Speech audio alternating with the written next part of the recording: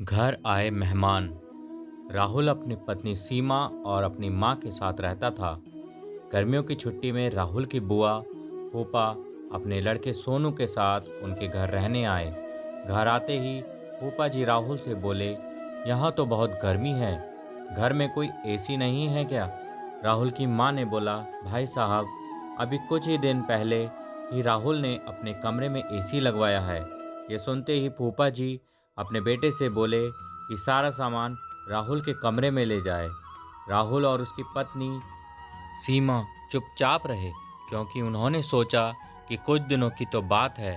इस तरह फूफा फूफा जी को राहुल के घर रहते 1 महीना हो गया। राहुल ने अपनी माँ से पूछा कि बुआ जी कब जाने वाली हैं? हम कब तक ऐसे ही हॉल में सोकर अपना गुजारा करेंगे? राहुल की माँ बोली, बेटा, रिश्तेदारी का मामला है, हम कुछ कह भी तो नहीं सकते।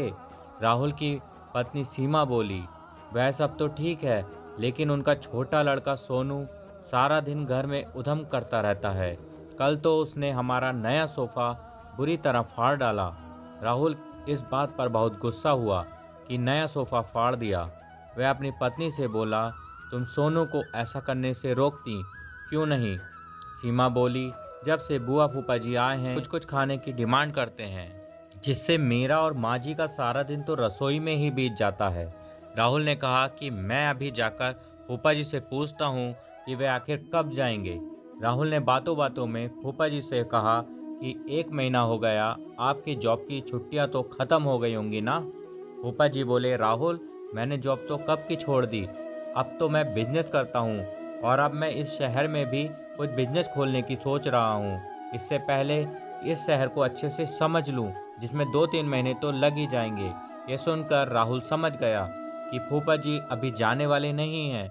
उसने यह बात अपनी पत्नी और माँ को बताई। सीमा बोली, जब घी सीधी उंगली से नहीं निकलता तो उंगली टेढ़ी करनी पड़ती है। इनके साथ भी कुछ ऐसा ही करना होगा। आप ये काम अब मुझ पर छोड़ दी। उसी रात बुआ और फूफा जी छत पर थे। तभी उनका लड़का सोनू चिल्लाता हुआ उनके पास आया और बोला कि मैंने अभी एक चुड़ैल को देखा है।